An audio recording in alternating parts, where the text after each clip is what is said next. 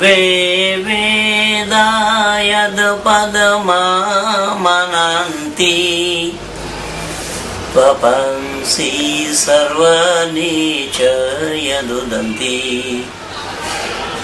यदि छन्तो ब्रह्मचर्यमचरन्ति तत्ते पदं संग्रहेण ब्रवीम्यो इति आज एक अहम विषय को लेकर के मैं जनता जनार्दनों के बीच अपनी बातों को पहुंचाना चाहता हूं। ये जो इंटरनेट और फेसबुक के माध्यम से जो लोग काम करते हैं, आप लोगों को बहुत पहले से मालूम है कि इस्लाम एंड हिंदुइज्म के साथ निरंतर मेरी बहस मुबाहिसा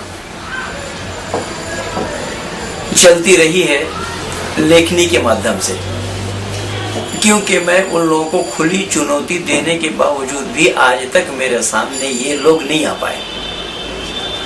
और इनमें से एक दो जो लोग आए हैं उनकी हालात तो आप लोगों ने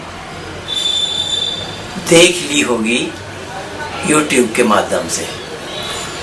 तो मुशफिक सुल्तान ने जो मेरे सवालों का जवाब देने का प्रयास किया था 54 पेजेस में, और उसको मैं उत्तर का प्रत्युत्तर दिया हूं 124 पेज में। तो जिसमें मुशफिक सुल्तान की मान्यता है, जो ऋषि दयानंद ने अपने अमर ग्रंथ सत्यार्थ प्रकाश में असंख्य जीवों को सृष्टि के आदि में ये कैसे बता दिए कि असंख्य जीव का उत्पन्न होना ये कैसा संभव हुआ। यद्यपि मैं लेखनी के माध्यम से इसका स्पष्टीकरण दे चुका हूं और एक दो रिकॉर्डिंग में भी है, फिर भी विशेष करके इसी के ऊपर ही मैं अपना वक्तव्य दुनिया के सामने प्रस्तुत करना चाहता हूं। अब इस्लाम वालों की जो मान्यता है उसी मान्यता को ही अगर देखेंगे तो यह जवाब वहां पर भी है। कैसा कि इस्लाम वालों की मान्यता है कि अल्लाह ताला ने एक आदम से और उनके जोड़ी हव्वा से ही सृष्टि को बनाई, यानी एक पति पत्नी के माध्यम से सृष्टि की रचना की। पर एक भेद मैं आप लोगों को आज और ये बताना चाहूंगा कि अल्लाह ने जब आदम को बनाया, मिट्टी फरिश्तों से मंगवाने के बाद आदम को बनाया, और आदम को बना करके अल्लाह ने स्वयं आदम के अंदर में रूह डाली।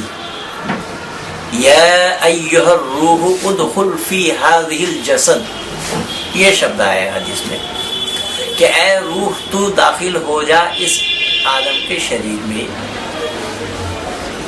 तो मैं समग्र इस्लाम जगत से ये पूछना चाहता हूँ, और मुशफिक सुल्तान से भी ये पूछा, जबकि अभी ये दिल्ली के बुक फेयर में मुशफिक सुल्तान खुद आया भी था, उसमें फेसबुक में निरंतर बताए जा रहे थे। वहां मेरी पुस्तक भी लगी थी आर्य समाज की प्रतिनिधि सभा के स्टॉल में, तो सब लोग देख रहे थे, जान रहे थे। तो मुशफिक सुल्तान का ये जो कहना है कि अनेक बनना कैसा संभव है, तो एक आदम को बनाना कैसा संभव हुआ अल्लाह के लिए। तो जब अल्लाह के लिए एक आदम को बनाना संभव हुआ, तो परमात्मा के लिए असंख्य बनाना संभव क्यों नहीं होगा। ये तो अपने आप में ही सवाल के घेरे में आ जाएंगे। लेकिन मैं कुछ और बताना चाहता हूँ, और वो बताने ये चाहता हूँ कि अल्लाह ने आदम को तैयार करते हुए उसके अंदर में रूह डाली, तो आदम पत्नी जो हव्वा को अल्लाह ने बनाया, तो उसको बिना रूह डाले उसको कैसा महिला के रूप में उसको कैसे प्रस्तुत किया। अभी तो अपने आप में सवाल के घेरे में आ जाएंगे, आए हुए हैं। जब आदम को बना करके अल्लाह को रूह डालनी पड़ी, तो हवा को बनाए, हवा को बनाने के बाद उसके अंदर में बिना रूह के हवा को तैयार कैसे कर दिया है क्या औरतों में रूह नहीं होती? पर हाँ, औरतों में रूह नहीं होती ये मान्यता तो कभी बाइबल की रही है, तो इस्लाम वालों की ये मान्यता नहीं। तो बिना रूह डाले अल्लाह ने उस औरत को कैसे बना दिया? पहला सवाल। दूसरा सवाल यह है कि एक आदमी के, एक स्त्री और पुरुष के माध्यम से अगर पूरी कायनात को बनाने की बात की जाए तो उसमें गलतियां कहाँ कहाँ होनी है वो देखें। वहां गलतियां ये होनी है कि, और होनी क्या है, वो हुआ है, और कुरान भी मान रहा है इसको, बाइबल भी मान रहा है इसको, कि आदम पत्नी जोड़ों जोड़ों के साथ वो संतान जन्मी। यद्यपि हमारे पौराणिक हिंदुओं के पास भी इस तरीके की ऐसी बातें हैं जो ये जवाब नहीं दे सकते, और न प्रलय तक इनके पास जवाब है। मैं आ रहा हूं।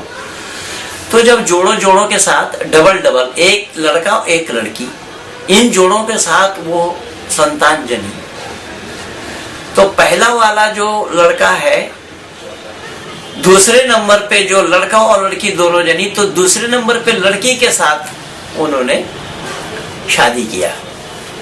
तो भाई बहन में शादी हुई, और ये बाइबल भी मान रहा है, कुरान भी मान रहा है इस बात को। तो भाई बहन में शादी होना यह वैदिक सिद्धांत और वैदिक मर्यादा के विपरीत है। वैदिक मर्यादा में गोत्र बचाने की भी बातें हैं। कई बार आप लोग भी सुनते हैं, हरियाणा में बड़े झगड़े होते हैं इस बातों को लेकर के। हमारे पश्चिमी उत्तर प्रदेश में भी इन बातों को लेकर के, पश्चिमी उत्तर प्रदेश में मैं बंगाल वालों को और जानकारी दे रहा हूँ कि अपने गांव का ही कोई लड़का अपने गांव के किसी लड़की से मोहब्बत नहीं कर सकता। ये एक बहुत विचित्र बात है। ये जब तक मैं बंगाल में रहा मैं तो नहीं जानता था ये ऐसी बात है। जब मैं चला तो तब मुझे पता लगा उस सच्चाई का इस तरीके। अब यहाँ भाई बहन में शादी होना, आप बताइए कि इस्लाम और ईसाइयत को छोड़ करके दुनिया में मानव समाज, मानव कहलाने वाले कौन ऐसी समाज हैं जो भाई बहन में शादी कराएंगे? तो भाई बहन में शादी होना ये कैसे संभव हुआ? हमारे यहाँ इन सब बातों के लिए कोई गुंजाइश नहीं है। यही कारण बना कि आदि सृष्टि में ही परमपिता परमात्मा ने असंख्य जीव बनाए, और उन असंख्यों में उदाहरण और मिसाल दिया है ऋषि दयानंद ने अपने अमर ग्रंथ सत्ता प्रकाश के अंदर में, कि जैसा आसमान में सितारे, जो आसमान में सितारे असंख्य हैं, उन सितारों को गिना जाना संभव नहीं।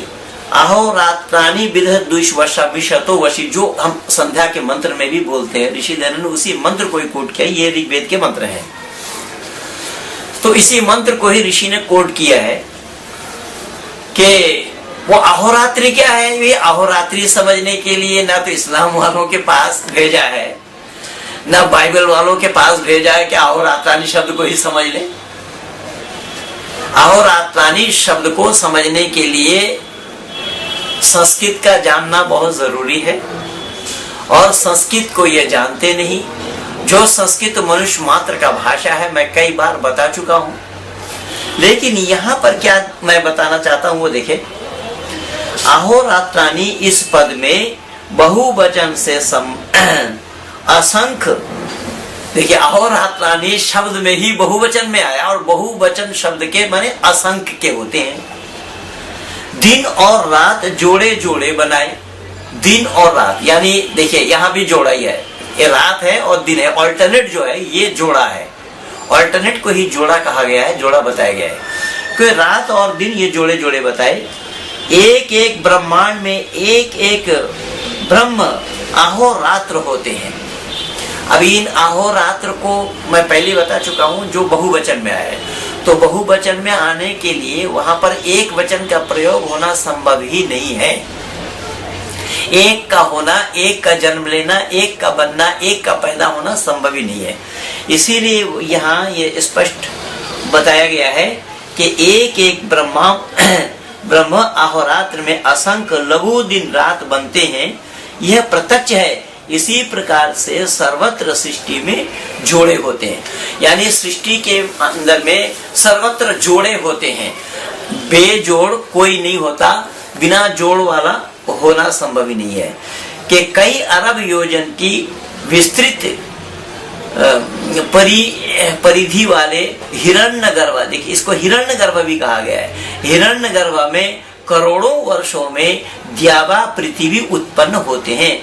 द्यावा पृथ्वी से उत्पन्न नर नारी कृत युग प्रमाण में दीर्घायु और 100 साल के उत्पन्न होते हैं। हमें वृक्ष वनस्पति ये 30 लाख, कृमि योनि 11 लाख, जलचर, नवचर आदि आदि जो इस तरीके के ये बताए गए हैं कि किस किस तरीके से कौन कौन योनि में कैसे कैसे आए। का गर्भ जोड़ा होता है, वह अनेक युवा जोड़े उत्पन्न होते हैं, उत्पन्न करने में समर्थ होते हैं। जैसे हाथी का गर्भ 1.5 वर्ष और ऊंट का 15 मास, घोड़े का 1 वर्ष, गाय का 9 मास का होता है। जिसका जितना शरीर बड़ा होगा उसका उतना गर्भ और गर्भकाल का समय बड़ा होगा, उतनी ही उसकी आयु बड़ी होगी। जिसका जितना शरीर छोटा होगा उसका उतना ही गर्भाशय और गर्भपिंड छोटा होता है और उसकी अपनी आयु छोटी होती है। जैसे बकरी, कुत्ता, बिल्ली, चूहा, मयूर, मुर्गी, मछली, चींटी आदि। अगर मैं यही सवाल इस्लाम वालों से करूं कि चलो मनुष्य के लिए आपने एक मनुष्य को बना दिया और ये या जोड़ों को साथ बना दिया, लेकिन पशु पक्षियों को परमात्मा नहीं, फिर मैं गलत बोल रहा हूं, परमात्मा ने, अल्लाह ने कैसा बनाया? पशु पक्षियों को अल्लाह ने कैसे बनाया?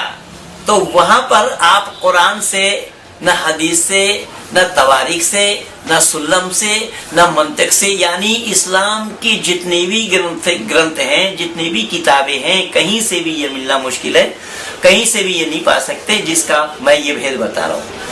देखिए गाय कभी बछड़ा कभी बछड़ी उत्पन्न करती है। ये गाय के लिए भी कभी बछड़ा और बछड़ी उत्पन्न करती है। बकरी एक साथ कई बच्चा देती है, एक नर एक मादा। और कुत्ती 4 बच्चे देती है, उसमें नर और मादा होते हैं। इसी प्रकार बिल्ली, चूहा आदि के भी बच्चे होते हैं। कबूतरी 2 अंडे देती है, एक नर और एक मादा। मुर्गी अनेक अंडा देती है, जिसमें से अनेक नर अनेक मादा। ये प्रत्यक्ष सृष्टि का परोक्ष सृष्टि का प्रमाण है। यानी प्रत्यक्ष और परोक्ष दोनों सृष्टि के लिए, इन सब बातों के लिए ये बताया है। जैसा प्रकृति, पृथ्वी तो सूर्य, भूमि माता, सूर्य पिता। अब भूमि को माता क्यों कहा गया? कि भूमि से हम उत्पन्न हुए हैं, तो भूमि से उत्पन्न होने के कारण भूमि को माता कहा गया है। और सूर्य के किरण अगर ना पड़े तो उत्पन्न होना संभव नहीं है। तो सृष्टि में कुछ सृष्टि ऐसी हैं जो मैथुनी है और कुछ अमैथुनी है। और सृष्टि कुछ अंडे से पैदा होते हैं, कुछ पिंड से पैदा होते हैं गर्भ से, और कुछ स्वेट से है, यानी पसीने से भी पैदा हो जाते हैं। इन चीजों को ये लोग नहीं जानते हैं। तो भूमि को माता इसलिए कहा गया है कि माँ के गर्भ से ही संतान की उत्पत्ति होती है। तो भूमि इसीलिए माँ है। और सूर्य को पिता इसलिए कहा गया है कि सूर्य की किरणें अगर ना पड़े तो भूमि अकेली जन्म नहीं दे सकती है। इसीलिए यहाँ ये जोड़ा बताया गया है कि जैसा नारी और नर, ब्रह्मरात्रि ब्रह्म दिवस, रात और दिन, शरीर आत्मा, गाय बैल, घोड़ा घोड़ी इत्यादि इत्यादि है। हाथी हथनी, मोरनी मोर, कछुआ कछुई, सर्पणी सर्प, पिपली वृक्ष पीपल वृक्ष, बटी और बट। ये प्रकृति परम पुरुष का सूक्ष्मतम ये जोड़ा है। प्रकृति से परम पुरुष सृष्टा सुंदरतम है। यह सुंदर, सुंदरतम और सुंदरतर, यहाँ 3 भागों में बांटा गया है। तो जो परमात्मा है, जो सृष्टा है, वो सुंदरतर है। प्रकृति सदा सुहागनी है क्योंकि सृष्टा नित्य है।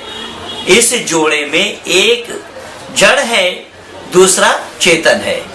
यानी जड़ और चेतन ये उन जोड़ों में, हर एक जोड़ों में ये इस प्रकार से आए हुए हैं। पृथ्वी और सूर्य बृहत्तम जोड़ा है, ये दोनों जड़ हैं। इनमें से जो क्रिया अथवा घटनाएं होती हैं वह सृष्टा की संविधान से होता है। भूमि और सूर्य की आयु 432 करोड़ वर्ष की है।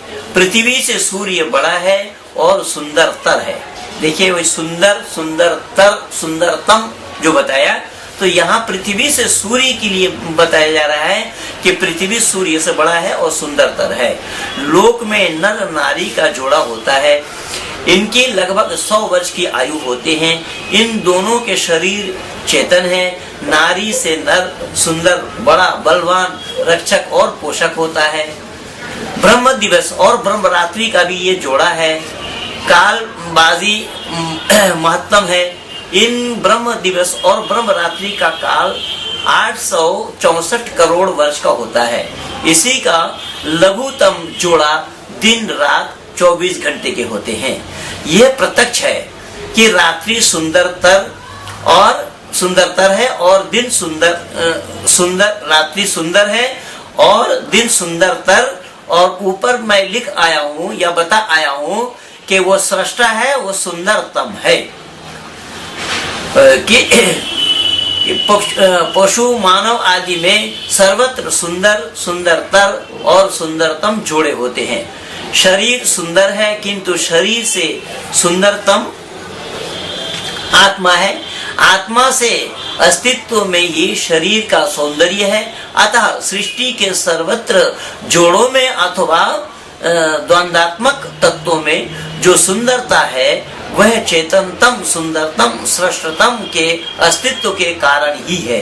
देखिए इसके मूल कारण, इसके जड़ में एक सब परमपिता परमात्मा ही है।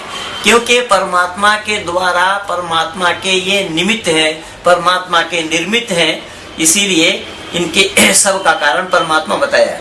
सुंदर आत्मा से परमात्मा अधिक सूक्ष्मतम, चेतनतम, सुंदरतम आत्मा स्वरूप से एक चेतन तत्व है। नर नारी की आत्मा में कोई अंतर नहीं है। कुछ लोगों का ख्याल है कि नर नारियों में के अंतर है। नर नारियों में सिर्फ स्त्रीलिंग और पुल्लिंग का भेद है। गर्भाशय महिलाओं में है, पुरुषों में गर्भाशय नहीं है। शरीर के गठन में कुछ थोड़ा अंतर है। सृष्टि के जोड़ों में बनती है। हमने पूर्व 4 प्रकार के जोड़ों की चर्चा की है। परम पुरुष, प्रकृति, देव और पृथ्वी, नर और नारी, आत्मा और शरीर। इन जोड़ों में परम पुरुष, सूर्य और नर, इन तीनों में उत्पादक, जनक गुण में समानता है। पहले पुरुष जानता है इसलिए उसको जनक कहते हैं। पहले पुरुष जानते इसलिए उसको जनक कहते हैं। बाद में स्त्री गर्भवती प्रसूता होकर जननी कहलाती है। अब जननी यहाँ किसको कहा गया? देखिए जनने वाली को, जो गर्भवती होती है, प्रसूता होती है, तब वो जननी कहलाती है। जनिता, सविता, प्रसूता, ये सृष्टा के नाम है। दौर में पिता जनिता, नविरस बंधुर में माता पृथ्वी महियाम, ये अथर्ववेद के मंत्र हैं। प्रकृति, भूमि, नारी, इन तीनों में जननी गुण में समानता है। सृष्टा के संविधान में प्रकृति जननी विविध ब्रह्मांडों को निर्माण करती है। देवलोक के द्वारा पृथ्वी गर्भवती होकर विविध प्रकार के पिंडों को उत्पन्न करती है। इसलिए पृथ्वी माता, भूमि माता कहती है। लोक में प्रत्यक्ष से के पुरुष के द्वारा स्त्री गर्भवती होती है। सृष्टि में हम देखते हैं केवल पुरुष संतान उत्पन्न नहीं कर सकता और ना ही नारी केवल संतान उत्पन्न कर सकती है। अर्थात नर और नारी दोनों के मिलकर ही प्रजा उत्पन्न होते हैं। लेकिन बाइबल और कुरान ने तो एक से ही उत्पन्न मान लिया है। मरियम कुमारी अवस्था में संतान को जनी, बाइबल भी मान रहा है, कुरान भी मान रहा है, पुराण वालों ने भी मान लिया है। कुंती गर्भवती ऐसे बिना पुरुष से मिली हो गई, और वहां पर बताया जाता है कि सूर्य के किरण से हुई। तो यहाँ देखिए, पक्षपात के लिए कोई गुंजाइश नहीं है वेद में कि ये मेरे पास है तो सही है और औरों के पास है तो गलत है, जैसा कि मुशफिक सुल्तान ने किया। मुशफिक सुल्तान ने कहा कि हनुमान का सूरज का निकल जाना ये गलत है, लेकिन हजरत मोहम्मद साहब का चांद का टुकड़ा होना वो सही है। भाई गलत तो गलत ही होगा, चाहे हमारे पास हो किसी और के पास हो, लेकिन अपना गलती को स्वीकार नहीं किया है। कि सृष्टि में हम ये देखते हैं कि दोनों मिलकर के ही प्रजा की उत्पन्न होती है। कोई भी अकेला पुरुष कलाकार संतान को जन्म नहीं दे सकते। सनो बंधुर जनिता सविदाता, ये हमारा परमेश्वर जगत का जनक, विधाता और बंधु है। तत्सवितुर वरिण्यम विश्वानि दुरिता, वह सविता उत्पादक जगत का ऐश्वर्य प्रदाता देव है। बृहस्पति प्रसूतः, ये यजुर्वेद के मंत्र हैं। परमेश्वर और सूर्य के लिए बृहस्पति प्रसूता पद का योग है। दोषपिता पृथ्वी माता, माता भूमि, पुत्र अहम पृथिव्यः, पर्जन्यः पिता स ऊना पिपलु। जड़ वस्तु का निर्माण, कोई भी पुरुष कलाकारी करे कि जड़ वस्तु का निर्माण करें, तब भी उत्पादन वस्तु की आवश्यकता होती ही है। इसी प्रकार सृष्टा सर्व सामर्थ्यवान और सर्वज्ञ होने पर भी प्रकृति के बिना कुछ भी नहीं बना सकता। केवल प्रकृति ही सृष्टि को नहीं बना सकती, क्योंकि प्रकृति जड़ है। जड़ प्रकृति में गति और चेष्टा करने का सामर्थ्य नहीं है। ज्ञान का अधिकरण आत्मा है। कुछ भौतिकवादी प्रकृति द्वारा सृष्टि का निर्माण अपने आप मानते हैं। यह उनका सर्वथा भ्रम है, क्योंकि ऐसा होना असंभव है। आत्मा के बिना श्वास रूपी पिंड में गति यानी चेष्टा और ज्ञान नहीं हो सकता। अतः सब कुछ भी निर्माण नहीं कर सकता। जल, वायु और अग्नि के प्रभाव के कारण शव सड़ता है, गलता है तथा जलता भी है।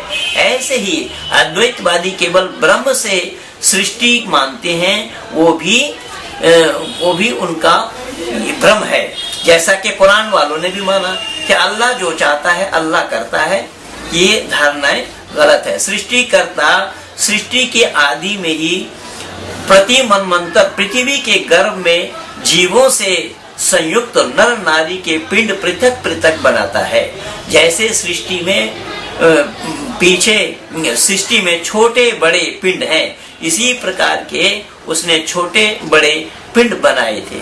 पुरुषोत्तम सृष्टा ब्रह्मांड के जिस प्रकार के कर्मों को करता है, जीवात्मा भी उसी प्रकार अपने अपने शरीर के पिंडों को बनाते हैं। परमात्मा जड़ चेतन सृष्टि बनाता है, जीव भी जड़ चेतन सृष्टि बनाता है। सृष्टा महत्तम एक तत्व है, वह सत्य चित आनंद स्वरूप है, सर्वाधार है, सर्वज्ञ और सर्वव्यापक है, अपरिवर्तनशील नित्य सृष्टि का सृष्टा और दृष्टा है। दिव्यलोक का सूर्य भी बृहत्तम जड़ सुंदरतम और चुंबकीय अग्नि का विशाल महापिंड है। उसमें सृष्टा के संयोग से क्रियाएं होती हैं, उसकी उत्पत्ति, स्थिति और प्रलय होती है। नर लघु पिंड भौतिक शरीर युक्त आत्मा से संयुक्त है। लघु पिंड के जन्म, जीवन और मृत्यु होते हैं। जीवात्मा के इच्छा, द्वेष, सुख, दुख, ज्ञान और प्रयत्न ये गुण है। कुछ लोगों का ख्याल है कि ये आर्य समाज के लोग जो शाकाहारी बोलते हैं, शाक सब्जी खाते हैं, तो उसमें भी प्राण है। देखिए यहाँ पर जीव किसको कहा गया है, उसका परिभाषा बहुत अच्छे ढंग से समझिए कि जीवात्मा की इच्छा, द्वेष, सुख, दुख, ज्ञान और प्रयत्न। क्या पेड़ पौधों में प्रयत्न करने की क्षमता है? इसलिए इन सब बातों को जानना बहुत जरूरी है। प्रकृति में सत्य रज तम इन तीनों तत्वों का संज्ञाम है। यह अति सूक्ष्म, अति विस्तृत और जड़ है। प्रकृति सृष्टि का उपादान कारण है तथा नित्य परिवर्तनशील है। पृथ्वी ब्रह्मांड के ग्रहों में से एक मध्य स्थानीय ग्रह है। सृष्टा के संयोग से ही पृथ्वी में अनेक प्रकार की भिन्न भिन्न क्रियाएं निरंतर संपन्न होती रहती हैं।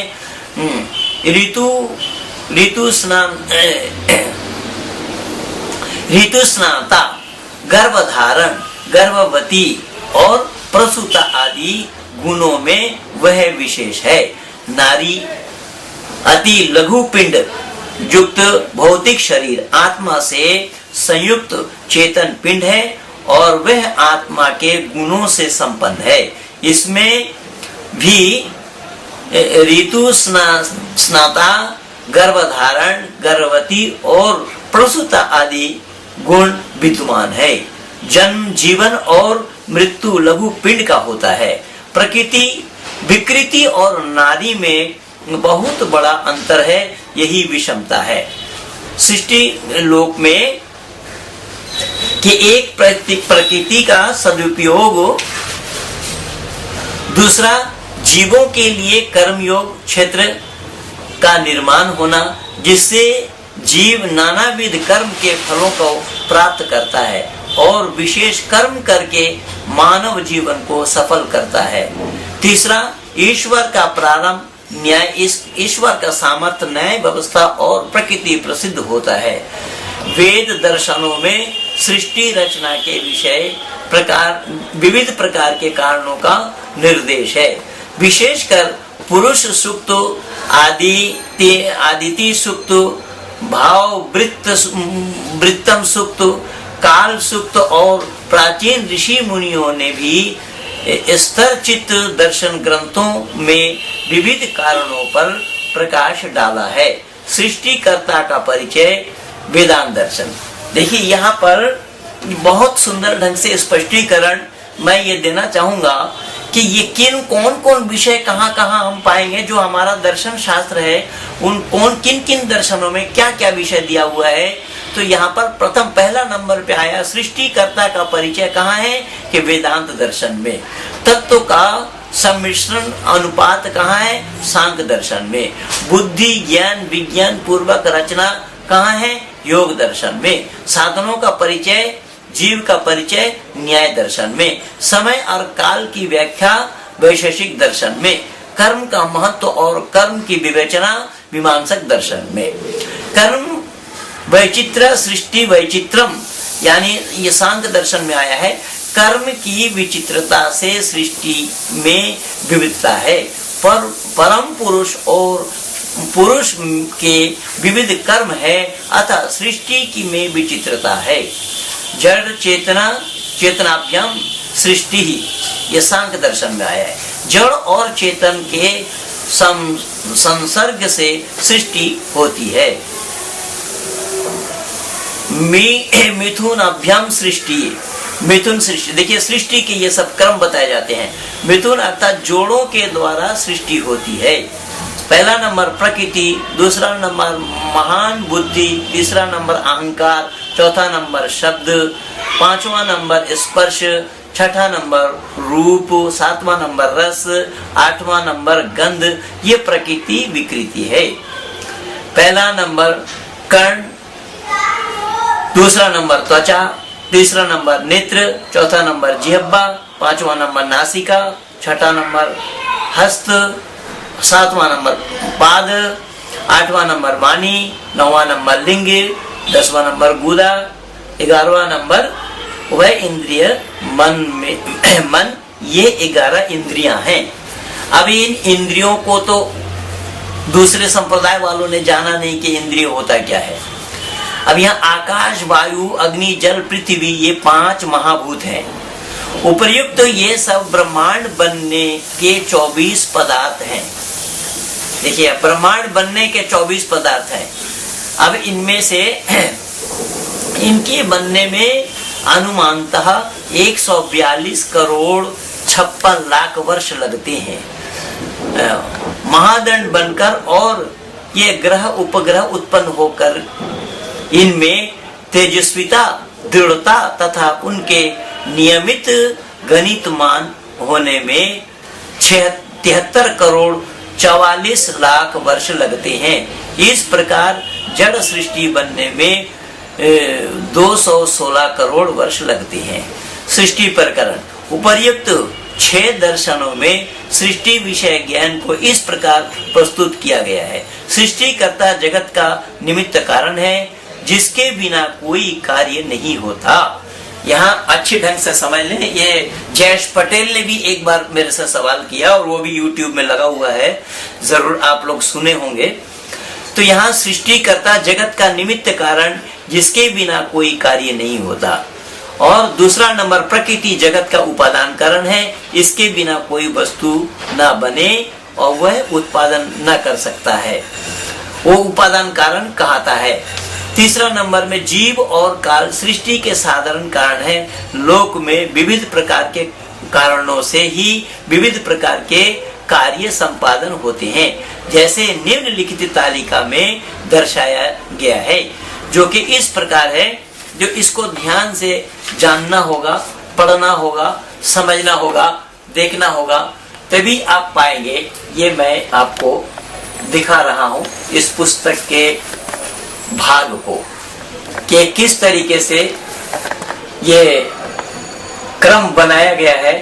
इन क्रमों को इन पुस्तक के माध्यम से ही, जिस पुस्तक का नाम है वैदिक सृष्टि विज्ञान,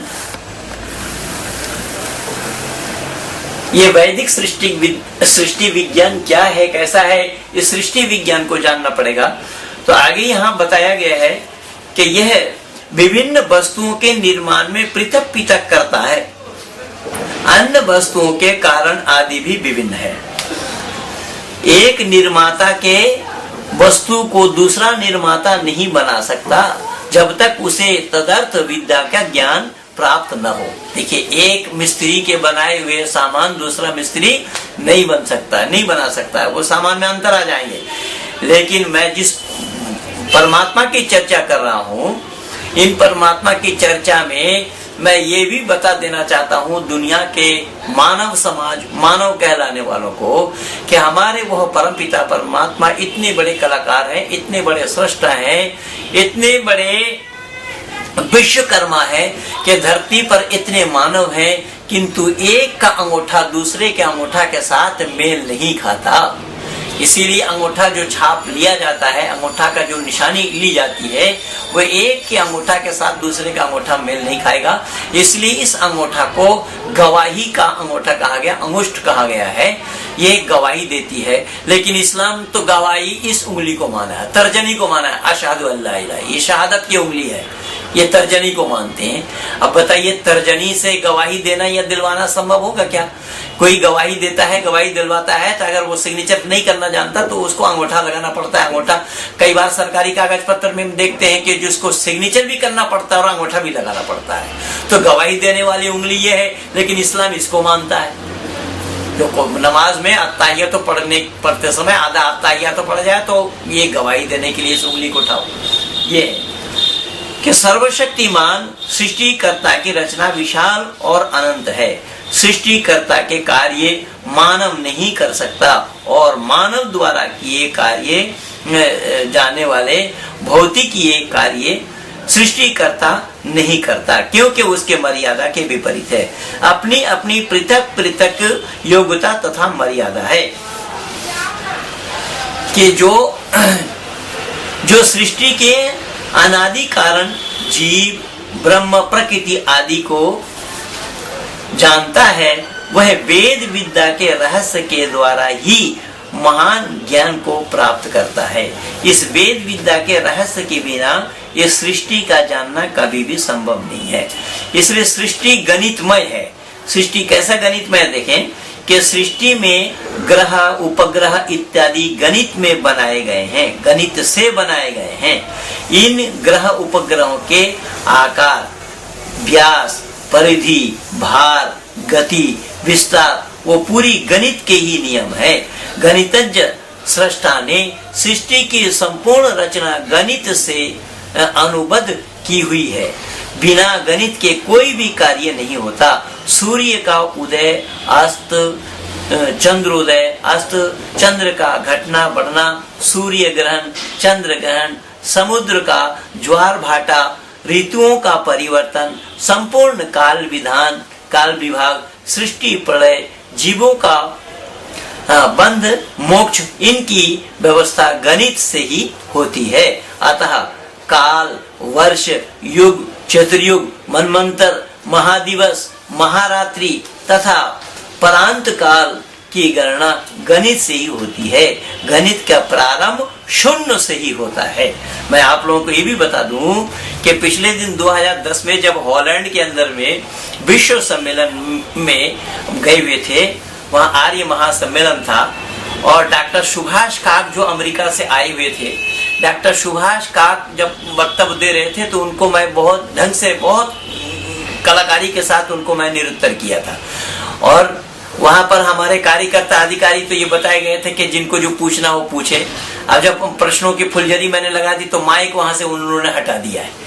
तो फिर भी मैं उनसे पूछा कि डॉक्टर साहब, आपसे मैं पूछना चाहता हूं कि आप गिनती कहां से शुरू करते हैं? तो उन्होंने गिनती शुरू की 1 से। उन्होंने बोला 1, फौरन मैंने कहा 1:15। मैंने कहा डॉक्टर साहब अभी तो 1 हुआ ही नहीं है, अभी तो 1:15 है। और ताली की गड़गड़ाहट उस हॉलैंड के अंदर में जो विश्व सम्मेलन में हुआ। लेकिन आर्य समाजी तो हमसे खुंदक खाए हुए हैं। आर्य समाजी हमारा प्रचार करना या करवाना नहीं चाहते हैं। खैर, मैं किसी का मोहताज नहीं हूँ, परमात्मा की असीम अनुकंपा है, दुनिया हमें जानती है। मैं सत्य के लिए काम करता हूँ, मैं किसी के पिछलग्गू नहीं हूँ, किसी के लिए मैं काम नहीं करता हूँ, मैं अपने लिए काम करता हूँ। ऋषि ऋण से उऋण होने का मैं प्रयास करता हूँ।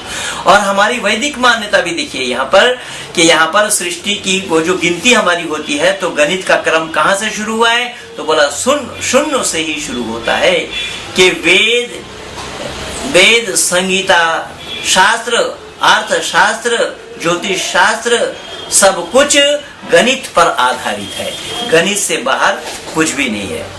चाहे लोक के कार्य हो, चाहे परलोक के कार्य हो, सब गणित से ही सिद्ध होता है। गणित और काल की गणना शून्य बिंदु से ही प्रारंभ होती है। शून्य काल समय रात्रि के प्रारंभ होते हैं। ब्रह्मांड और पिंड की रचना शून्य बिंदु मध्य रात्रि से ही होती है। सृष्टि में मनुष्य और एक का बड़ा महत्व है कि एक के पूर्व शून्य का महत्व कम हो जाता है।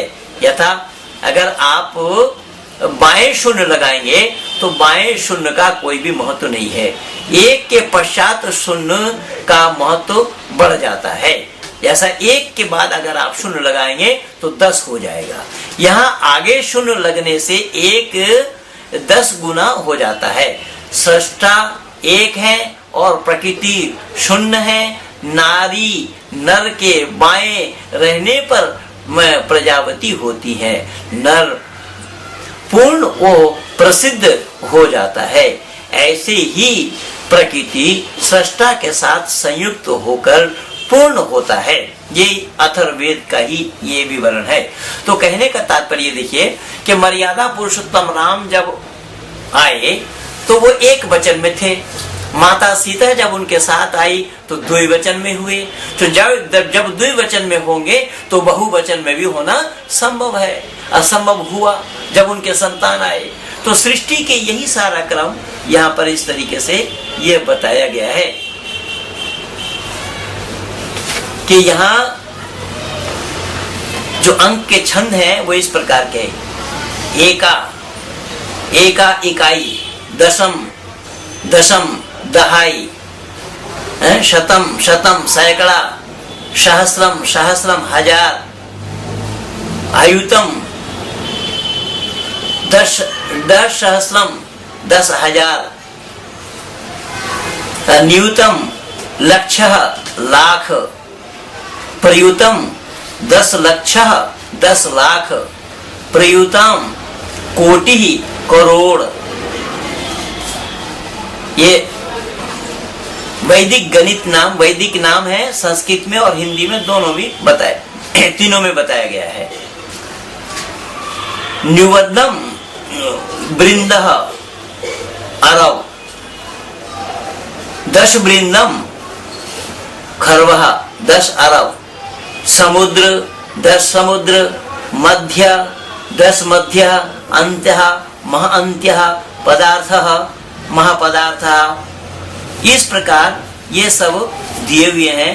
1 से लेकर 9 अंकों तक एक समाया हुआ है, अर्थात व्याप्त है। अंक जोड़, गुना, बीजगणित, बीजांक, रेखांक तथा विषमांकों में रूपों में व्याप्त है, जो 0 और 1 से 9 अंक भी संपूर्ण गणित विद्या में व्याप्त है। ऐसे ही एक सृष्टा संपूर्ण सृष्टि में व्यापक है। ये सृष्टि की रचनाएं सारी ये सब बताए गए हैं कि किस प्रकार से सृष्टि में सर्वत्र सुख है। सृष्टि को सृष्टा सुख स्वरूप है।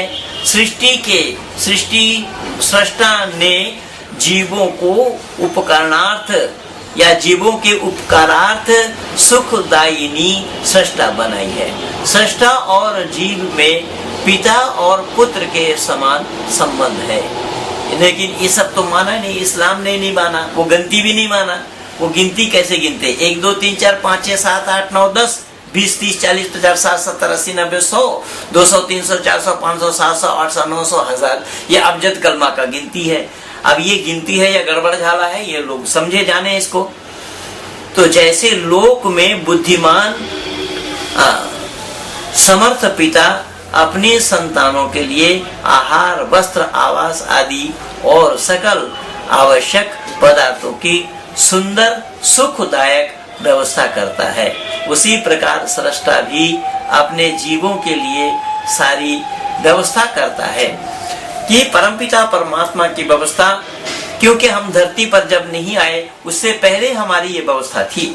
अगर हमारे आने के बाद ही परमात्मा व्यवस्था करते तो परमात्मा पर दोष लगता, हम भी नहीं जी पाते।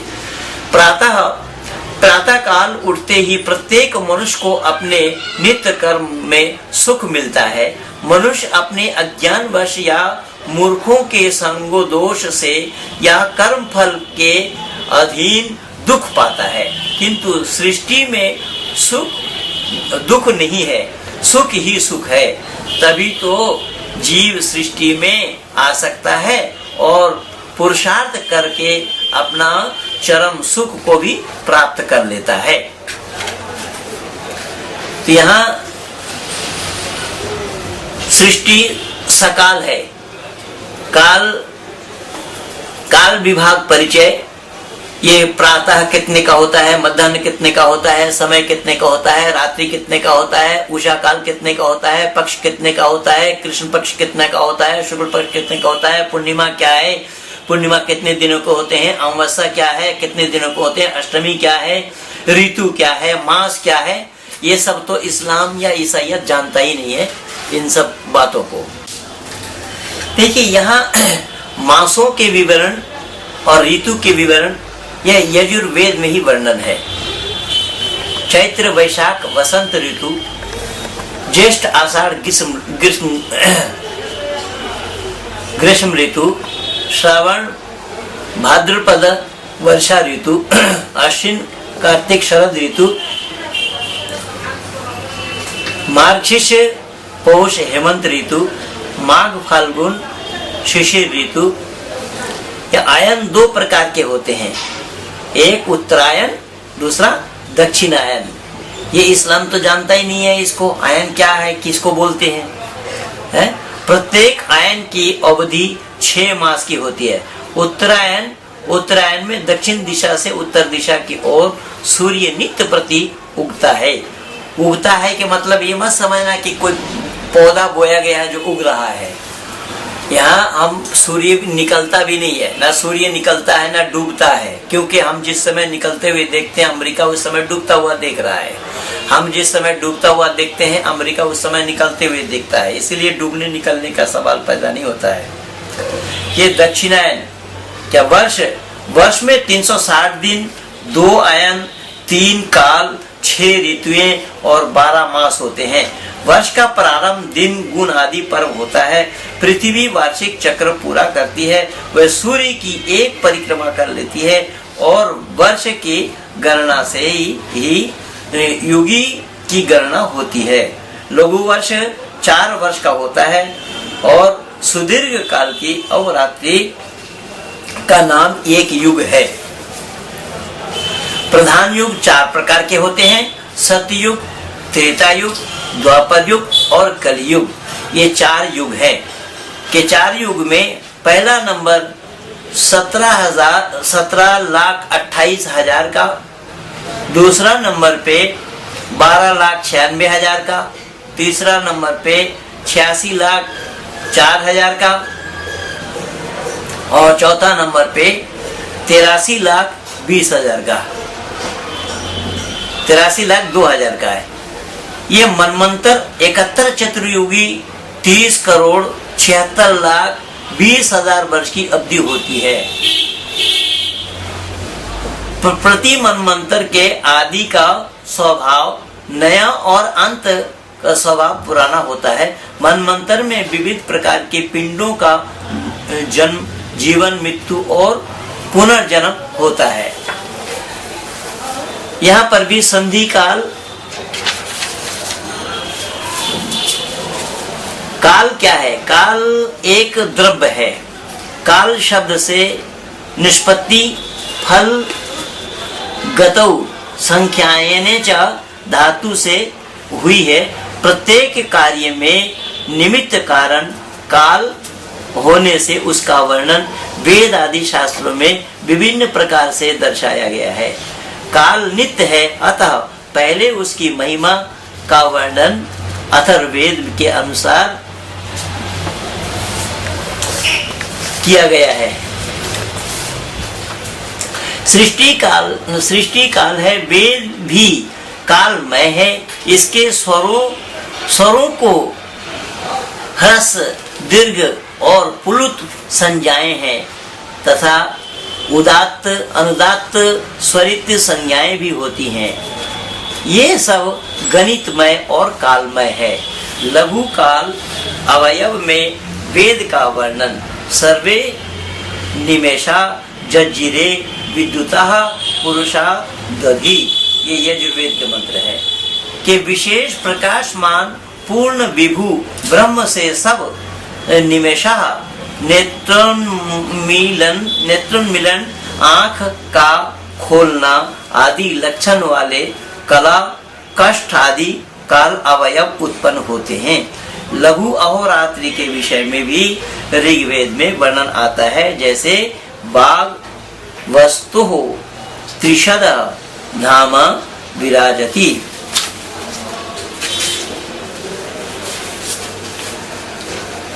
कि इस प्रकार से सब सृष्टि नियम को यहाँ पर बताया गया है कि सृष्टि कलियुग कितने के होते हैं, द्वापर कितने के होते हैं और त्रेता कितने के होते हैं, सत्य कितने के होते हैं। ये सब सामान्य व्यवस्था शून्य बिंदु से ही ये शुरू होता है और सृष्टि में जो सृष्टि के एक साथ अनेक का होना, ये एक दो जगह नहीं, अनेक जगह प्रमाणीय है, जो अनादि काल में निरंतर हो रहा है। यज्ञ में यजमान पति पत्नी होते हैं। यज्ञ के साधन यज्ञकुंड, अग्नि, समिधा, घृत आदि आवश्यक होते हैं। सृष्टि महायज्ञ का महाऋतु यजमान विष्णु है और यजमान पत्नी अदिति, स्वधा, प्रकृति। आदित्य विष्णु तन पत्नी यजुर्वेद में आया है। विष्णु की पत्नी अदिति है। अदिति प्रकृति को कहते हैं। ये तात्विक सूक्ष्मतम सुंदरतम जोड़ा है जो प्रवाह रूप से अनादि है। सृष्टि महायज्ञ का महायजमान सर्वदा युवा, जनिता, उत्पादक, जनक, विविधा, सनो बंधुर जनिता, सविधाता, जो यजुर्वेद में आया है। यजमान पत्नी अदिति प्रकृति भी नित्य सदा सुहागिन, सुहागिन सृष्टि की जननी है। तो इस प्रकार से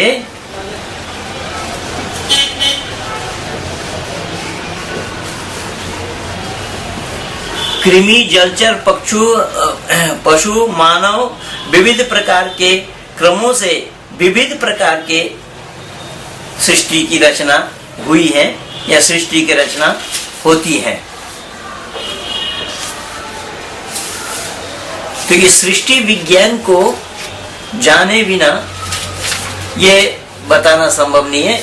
इसीलिए वेदो अखिलो धर्म मूलम, कि वेद ही अखिल विश्व के धर्म का मूल है।